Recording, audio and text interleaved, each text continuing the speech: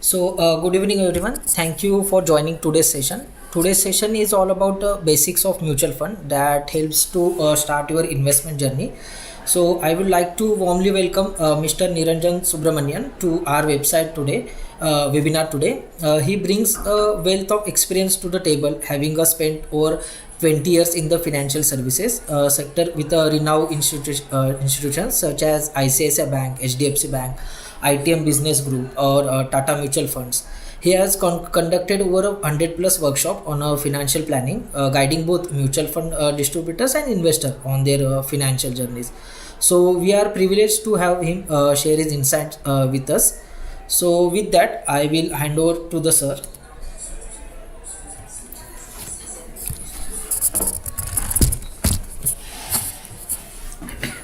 Yeah, thank you, and a very good evening to everyone on behalf of SBI Securities and Access AMC. I welcome all of you all to this session on mutual fund basics. Right. So now let us try to understand what are mutual funds and how they can help you all to create wealth in the long run. Right. So what is a mutual fund basically, and why do we need mutual funds? So if you see, all of us want to be rich, right? All of us want to create wealth. But the question arises, how can I create wealth? Right? And we all know that one of the best ways to create wealth is by investing in the equity markets. But for many of us, we may have the time, we may have the money, but we may not have the knowledge, or we might not have time. Right? Because our job is to go either manage our own businesses or work and earn a salary. So how can I ensure that I'm able to invest in the equity markets without taking too much unnecessary risk and able to create wealth in the long run? And this is where mutual funds come into play. So as we know, India is known as the outsourcing hub of the world, right? So what we do in mutual funds is that instead of you all as an investor directly investing in the equity markets, buying and selling, or deciding when to buy, when to sell, we outsource that investment need to a fund manager, right? Basically, in a mutual fund, the investors pull in their money together, they give it to a fund house or what is known as asset management company, who then they've got a fund manager. The fund manager will then invest those monies in either equities or debt like as corporate bonds, government securities, generate returns and pass it back to you all as an investor. So this is what basically a mutual fund works. So now you will ask, it is my hard-earned money, right? Is my money safe and secure, or is there any chances of it getting lost? The answer is no. If you look at the way a mutual fund is structured, right, it is perhaps after the banking space one of the best regulated financial services segment in the country, right? So you got sponsors who have to be of good repute in the financial services space. They can start off an AMC, right? And all these companies, that is the sponsor, the trustees, AMC, everyone are regulated by SEBI, who is the capital markets regulator. So now let us try to understand what are the benefits of investing in mutual funds. Right? As we said, first, it is very well regulated and transparent. When I talk about transparency, right, it is after all your hard-earned money. You would want to know where your monies go, right? And you also want to know what is the value of your investments. So this is the biggest advantage of a mutual fund, is that you get to know on a daily basis what is the value of your investments. And if you wish to know where your monies are getting invested, every month the AMC who manages your money, they will publish out what is called as a fact sheet, which contains the complete details of what the monies are getting invested in. Investment varieties. Mutual funds offer investors a choice of multiple options. Now, suppose you want to stay invested just for a few days, I have got debt funds which give you that option. I want to stay invested for a few years, I have got hybrid funds as a category where I want to stay invested. I want to create wealth and stay invested for 15, 20, 30, 40, 50 years and above, I have got equity mutual funds. right? So for every need of yours, mutual funds are present. Second, also depending on the assets, right? So for example, you are a young person, you wish to create wealth. You got equity mutual funds as a tool. Say you're a retired person, you need regular income. We've got hybrid funds as a tool. Or you are somebody who tends to temporarily park their money for a few days or for a few weeks. Then I've got debt mutual funds as a tool. Many of us love to invest in gold and silver also, right? So I can invest in gold and silver also through mutual funds. Then third is how do I wish to receive my monies, right? So the beauty about mutual funds is there are multiple options. For example, we have got a growth option. In the growth option, what happens is whenever the fund managers book their profits, instead of returning it back to the investors, they will reinvest it in the fund and see the value of your investments grow. That is known as the growth option. Then you got a dividend payout option, right? So in the dividend payout option, what happens is whenever the fund managers make profit, they will declare dividends and part of your capital along with the dividends get paid back to you, right? Then in mutual funds, you've got also another very unique feature known as what is called a systematic withdrawal plan, where you can book your profits from the fund at a regular interval and get regular income. Right? Professional money management services. So the people who manage your money are those experienced fund managers who have around minimum 10 to 15 years of experience, maybe as research analysts. Then they become junior fund managers and then they become senior fund managers. So the people who manage your money are those who have been tracking the financial markets for more than 15-20 years and they know where to invest, how to invest, when to exit out. Affordable investments and diversification with small values. This is perhaps something which is very unique to mutual funds, is that I don't need 50,000, 1 lakh, 2 lakhs, 5 lakhs, 10 lakhs to start off investing, right? I can start investing in a mutual fund at as low as 500 rupees. That's the best part about mutual funds, is that I can start investing in a mutual fund with as low as 500 rupees, right? And now imagine you as an investor, say you want to invest 1000 rupees and you wish to buy some of the best companies in the country. Suppose, let us say that I want to buy a Reliance Industries, or say I want to buy a State Bank of India, right? But with 1000 rupees, how many State Bank of India shares can you buy? But imagine you are investing that 1000 rupees in a mutual fund, and since mutual fund pools the money of multiple investors. So with that 1000 rupees, you can get exposures to on an average 35 to 40 stocks on a minimum, and on a higher end nearly 70-80 stocks. So the best part of a mutual fund is that you can start investing with as low as 500 rupees and get exposures to 40, 50 or more companies, right? So that's what we call affordable investments and diversification. Minimal paperwork. This is perhaps the biggest revolution that has helped mutual funds, is that today, if I wish to become an investor in a mutual fund, I need not fill up any forms. Right, I can do my entire investing process will happen online. I don't have to even lift one pen and paper, fill up any form, sign any form, submit anything. No, everything can happen at the click of a button through online. Tax benefits, right? So today we are in the month of December. So many of us who are taking the old tax regime would look at ways to reduce your tax liability. Right, so there we have got a product known as an equity linked savings scheme or ELSS scheme. So under this scheme, you invest in it to get a tax deduction under section 80C up to 1.5 lakh rupees. And the best part, this fund has got a lock-in period of only 3 years. Investment strategies. So another advantage of investing in mutual funds is that I get to experience different investment styles. Every fund manager who comes with their own investment style. So if I have a portfolio of multiple mutual funds of 4 or 5 different fund managers, I get to experience every different investment style and strategies which the funds offer. Right.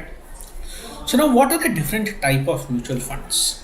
So as per the SEBI categorization, I have got 5 categories of funds. One is equity mutual funds, second is debt funds, third is hybrid, then I've got solution oriented and others. In today's session, we will focus predominantly only on equity mutual funds, right? So now what is an equity mutual fund? So basically an equity mutual fund is that fund that will invest minimum 65% of its money in those companies that are listed on a recognized Indian stock exchange. Yeah. So again, I reiterate, equity mutual funds are those funds that invest a minimum of 65% of their corpus that is there in those companies that are listed on a recognized Indian stock exchange. So let us see what are the different type of equity mutual funds, right? We have got close to 10 different categories of mutual funds. So we can, if you have to very simply break them up or classify them, we can classify them as per the market cap style and second as per the investment style. So what do we mean by market cap, right? So basically market cap, if I have to say, is the number of shares that is there available for trading into the market price of the company, right? So now how can we explain? So if you see this table over here, you will see almost 10 or 11 different kind of funds. So let us understand what do we mean by large cap, mid cap and small cap, right? So let me take again the example of cricket, right? So if suppose today, if I talk about large cap funds, if I have to give an example in Indian cricket, it would be somebody say like a Virat Kohli or a Jasprit Bumrah or a Rohit Sharma, right? These are the players who have been playing cricket for almost 10-15 years for India, and they have been very, very successful and they are very reliable players, right? And they are very consistent players. Similarly, by large cap funds or large cap stocks are those stocks which as per SEBI definition is the top 100 stocks by market cap. So these are the companies which are known as the industry leaders, right? They provide very steady, stable returns for an investor. Then we come to mid cap stocks. So what do we mean by mid caps? Mid caps are like my emerging large caps which have the potential to become the next big large cap. So to give an example, say in cricketing terms, we can talk about say a Shubman Gill, or I can take the example say in bowling of a Mohammad Siraj, right? So these are the players who have been playing cricket for 2-3 years or 4 years. They have shown the potential that yes, they can become the next great batsman. But that we have also seen them that they're not as consistent as what we see a Kohli or a Bumrah in their batting or bowling. So they have the potential to become the next big thing, but they are not so very consistent. Similarly, mid-cap stocks are those stocks which form the 101st to 250th stock of by market cap. So these are what we call as the emerging leaders or the potential to become the emerging leaders, right? And finally, we got small cap stocks. So small cap stocks, again, I have to give the example of cricket. It would be like a Yashasvi Jaiswal, or in the bowler side, I think there are quite a few new bowlers who have come up, right? So if I look at it that way, these are the players who have been playing cricket say for the last 6 months, 1 year, who have shown that yes, I have the potential to become great, but because I don't have so much experience, I falter more often than not, right? So that is what basically small cap companies are. They are those companies, smaller sized companies which have the potential to become really big, right? But the risk is that small companies because of their size can also lose out. So this is basically the different kind of funds based on market cap. Then in the mutual funds, we have got what is called a large cap fund. Right, so large cap funds will have to invest minimum 80% of the AUM in large cap stocks. It is like creating a cricket team of only seniors, right? So if you got 11 players, out of these 11 players, 8 players are seniors, right? All seniors, very experienced team. So we know they are very stable players. They have the potential, the chances of winning are much high. Then I've got large and mid cap fund. So a large and mid cap fund basically is a combination of my very senior players and a slightly more experienced players, right? Less experienced players.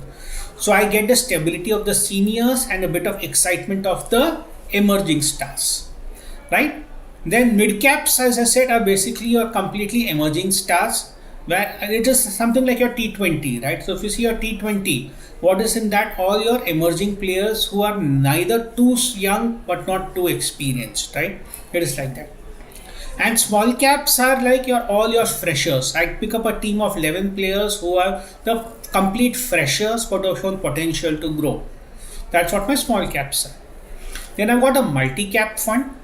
So multi-cap fund and flexi-cap fund, right? So multi-cap fund is like my balanced team where I've got a very good balance of large senior players, potential to be the next big thing players, and my emerging stars, right? So it is a good balance with 25% of each, and the balance 25. So example, say it's 11 players.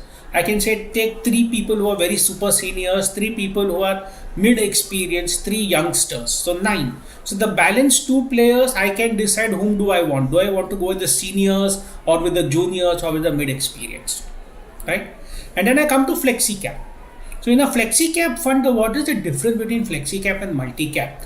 Is that in a flexi cap fund, suppose again let's take the cricket example. I want to pick up a team, right? Suppose say the team, say I'm playing in Australia, right? I know that okay, the next match where I'm going to play, the pitch is going to be super hard, super bouncy, and I need my best experienced players to come in and play, right? So obviously then I have the choice of choosing only experienced players. Or if I feel that the pitch is going to be balanced, in the sense maybe the first day the ball might seam a lot, but then after the second and third day, then we will see that the pitch will flatten out, and the fourth and fifth day it might spin.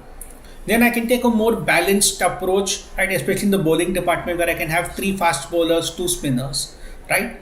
So in a flexi cap fund, the fund manager has got the flexibility to invest across any funds. Then we have got others such as my dividend yielding fund, focused, value, contra, sectoral and thematic funds, right? And tax saving funds. So these are the different kind of funds an investor can look to invest in the equity space. So now the big question to always is, how do I choose a mutual fund, right? So which is the right mutual fund for me to invest in? And the answer is very simple. Normally, there is a very simple thumb rule that we say that age minus 100 should be your equity exposure, right? Suppose say you are a 30-year-old person. So age minus 100, that means you can take up to 70% in equities and the balance can be in debt, right? But that is just a thumb rule. You don't have to follow it. If you wish to follow a more scientific way of investing, then you have to follow these 3 principles. First, invest as per your investment time horizon, right?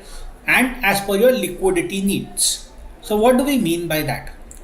It is our firm belief and even my personal belief that if your investment horizon is below 1 year, that means that you are 100% sure that you need this money in the next 1 year, don't go for equities. Why? Because equities, as we know, is inherently very risky, right? The risk that the markets can correct, I might lose my money.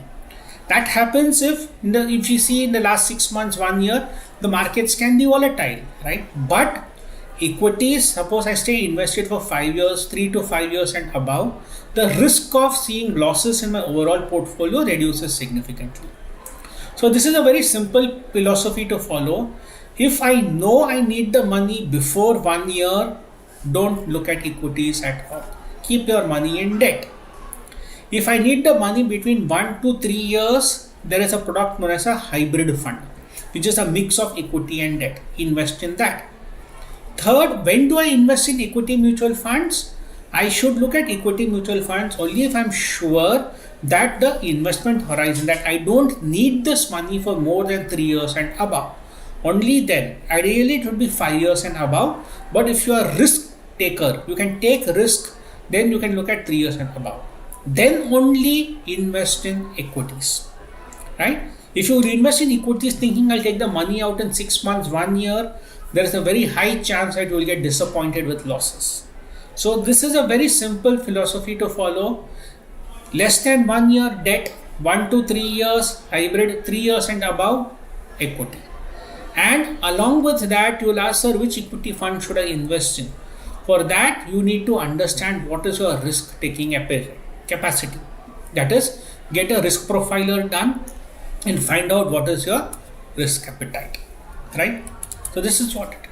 So now the question people ask is, but sir, how should I invest my money?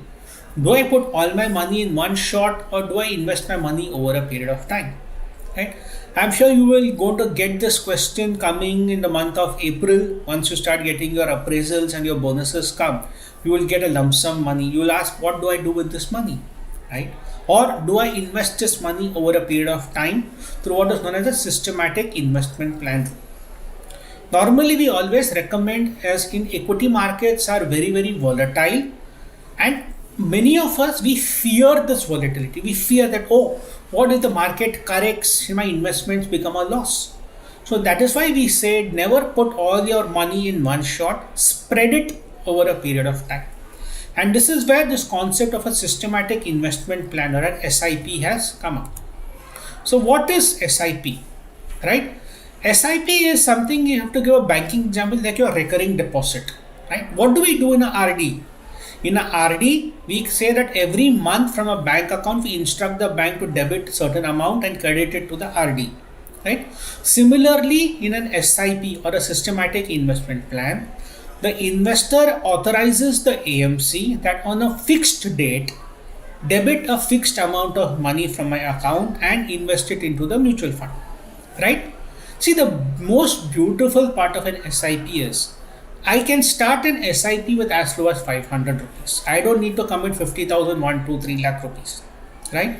Second, I can start an SIP whenever I want, right? I want to start an SIP on the 6th of the month, I can do it. I want to start it on the 13th of the month, on the 15th, on the 17th. I can choose any date for my SIP, right? I can start my SIP, I can increase my SIP amount, I can reduce my SIP amount, I can pause my SIP amount, SIP. So I can do whatever. I get a lot of flexibility in SIPs.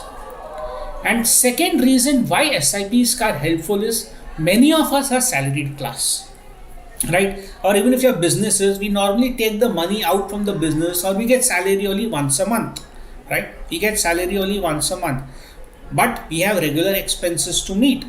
So how do I ensure that I am able to create wealth over a period of time? It's very simple. Invest every month through the systematic investment plan route, right? It is like small steps, right? I take small steps to build my future. It is, again, I have to give a very simple example. Suppose I am building a house, right? So suppose I am looking to build a house.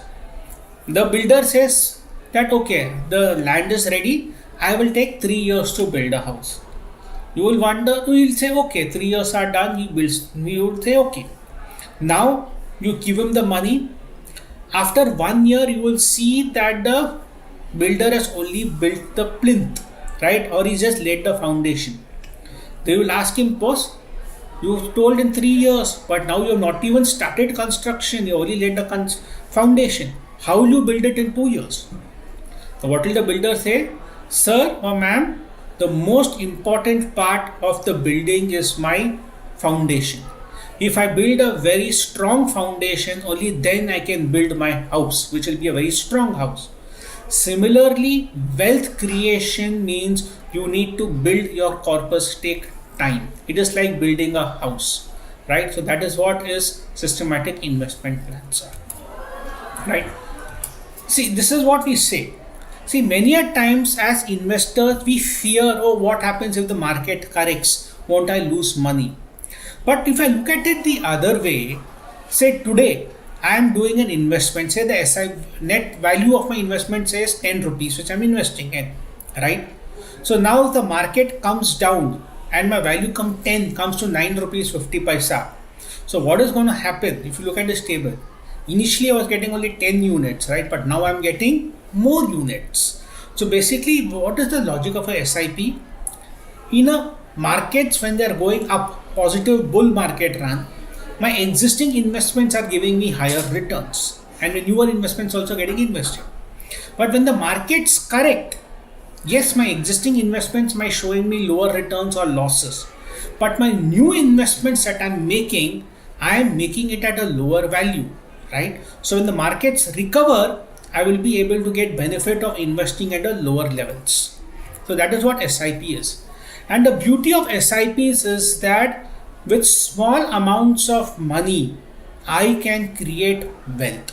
Right? We give the simple, if you look at a very simple example over here, if suppose you want to become a crorepati, right? And assuming 12% returns per annum for 30 years if I'm investing, I need to make an commitment of 3,250 rupees a month for 30 years to get 1 crore rupees. So that is the beauty of an SIP, right? With very small amounts of money, I can create a very decent corpus for my needs, right? So this is what the advantages as we spoke. You can start with a minimum SIP of 500 rupees. When the market's correct, I get more units.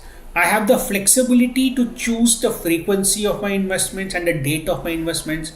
I can do a daily SIP, weekly SIP, monthly SIP. I can choose the date I want to do, right? And the best part is what we call is the power of compounding, right? As and when we know that when we give time to our investments, they grow in value, which helps to create wealth, right? To give a very simple example, the question people ask is, when should I start my SIP? Answer is simple: the earlier, the better. Why? If you look at this example which I have given here, there are two people, one Mr. Early Starter, one Mr. Late Mover. If you see, Mr. Early Starter has invested 18 lakh rupees over a period of 30 years. And Mr. Late Mover has invested 12 lakh rupees over a period of 20 years. See, look at the difference in investments. It's only 6 lakh rupees, right? And a 10-year delay. But look at the end value difference. This delay of 10 years has resulted in Mr. Late Mover's corpus lower by almost 1.3 crore rupees, right? So the answer is very simple. The earlier we start, we give money more time to grow, and we can get more in the long run. And this is what we say, the power of investing, right? So many of us have the desire to touch 10 crores at the age of 60 when we retire, right? That is one financial goal of ours. I want to retire with 10 crores.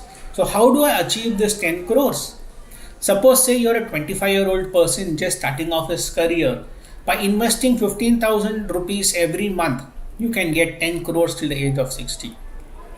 You delay that investment from 25 to 30, your investment value doubles to 28,000. You further delay it from 30 to 40, you will have to invest 1 lakh rupees, right? So it is very simple. The earlier we start, the lesser commitments we need to give, the faster, the more time we give, we are able to reach our corpuses, desired corpus, right? Another very important thing to understand is that investing is not like a T20 match where I bat for 20 overs, hit sixes and fours and reach my target. No. Investing is like a test match where I have to play out the 5 days, go through the ups and downs and create wealth. Similarly, whenever I commit money in an SIP, what happens is people get frustrated, right? Say for example, I've committed say 25,000 rupees a month. That means 3 lakh rupees a year. So in 2 years, I've invested 6 lakh rupees. But that 6 lakhs has become only 7.5 lakhs or 7 lakhs. You get frustrated by my money has not at all grown. So then why should I continue investing? But if you look at this table, it very clearly says that suppose I'm making 25,000 rupees a month every month investment. My first 50 lakhs takes me nearly 10 years, right? My first 50 lakhs takes me nearly 10 years. But then the next 50 lakhs happens in the next 5 years. Then the next 50 lakhs happens in the next 3 years. Right? So please understand the power of compounding. It works over a long-term horizon. You need to give time to your money to grow. You don't create wealth in 2 years, 3 years time through SIP. You want to create wealth, you have to give it minimum 10, 15, 20 years where you can see the power of compounding and your wealth creation happen. Right? So that's what, again to reiterate, this is the formula all of us have studied in school, right? And today, what do we chase as investors? I chase returns. Returns are important, there's no doubt about it. We have to get returns, but please understand, true wealth creation happens when we give money time to grow, right? We need to give money time to grow, and if we give it more time, it definitely will give us more returns. And finally, to conclude, we have got this table out here. You wonder what is this food table doing over here, right? I know it is 5 in the evening. We must be waiting for our snacks to eat, right? But what we are trying to say over here is this is a representation of what we call as asset allocation, right? If you look at all the food which is presented over here, you'll notice something very common, right?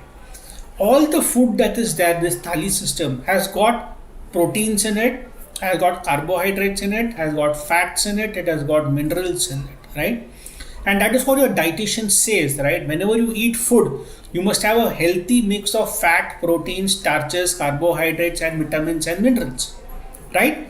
Similarly, whenever you are investing in the capital market, whenever you are looking at wealth creation, you should have all the assets in place.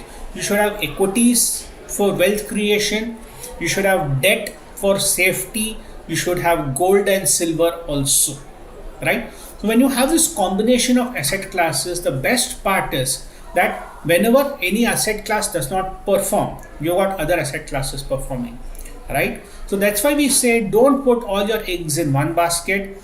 Diversify your investments across different asset classes so that in the medium to long term, you are able to generate decent returns and create wealth for you and your family for the long term. Right? So I think with this, you more or less completed the session. If you have any questions or queries, you can please type it on the chat box.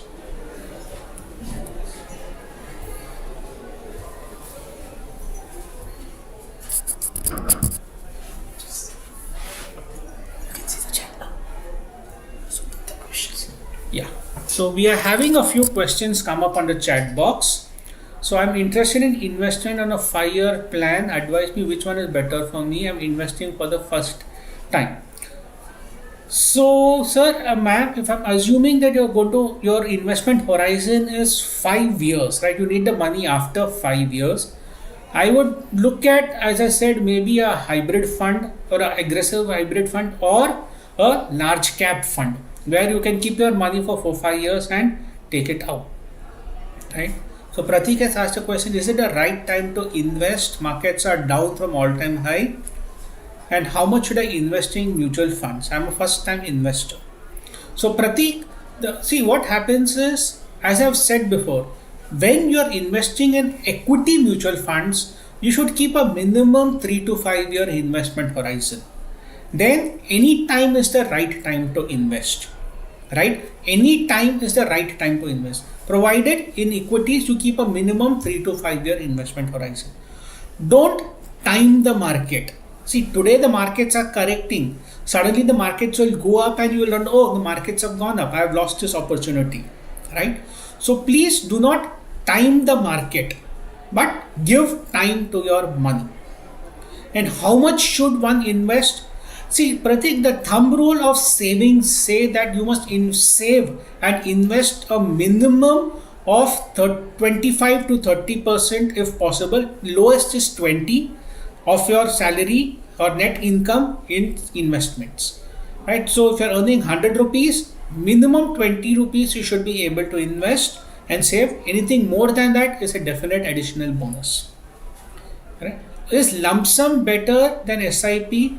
Naveen sir, I think we normally always recommend to do SIPs. But suppose say you've got a lump sum money and you want to invest. There is a product known as a systematic transfer plan where you can keep your monies in a debt mutual fund and transfer that money from a debt fund to an equity fund. We normally don't say lump sums because lump sums means timing the market, right? And we don't know how the markets will behave in the short run, next 3 months, 6 months, 1 year. Hence, for peace of mind and comfort, we normally say you do through SIP or through a STP. Mani Gopal, how can I become an expert in investing?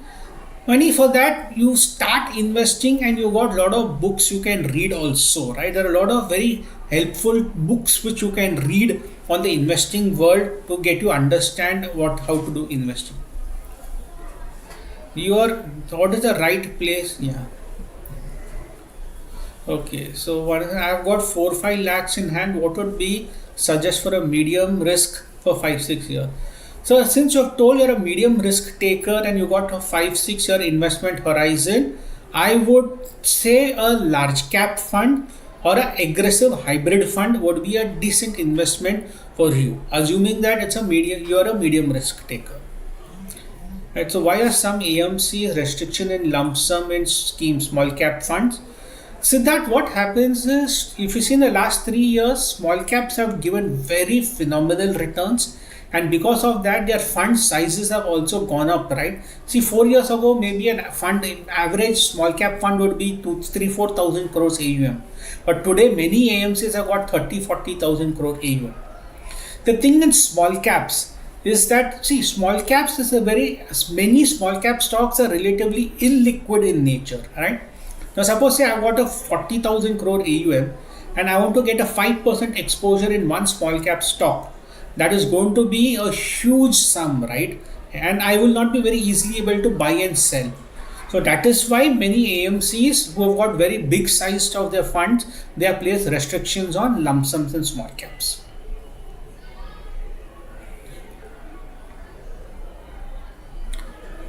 Sharad, I will not be in a position to answer which is the best SIP to have to you can decide. You will have to speak to your financial advisor. They will guide you as to which is the right funds to invest in so that you can plan for your retirement in 2039.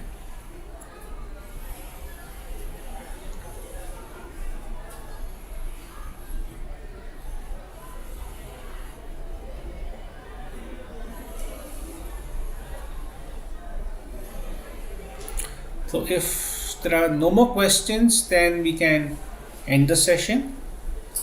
So thank you, team. Thank you.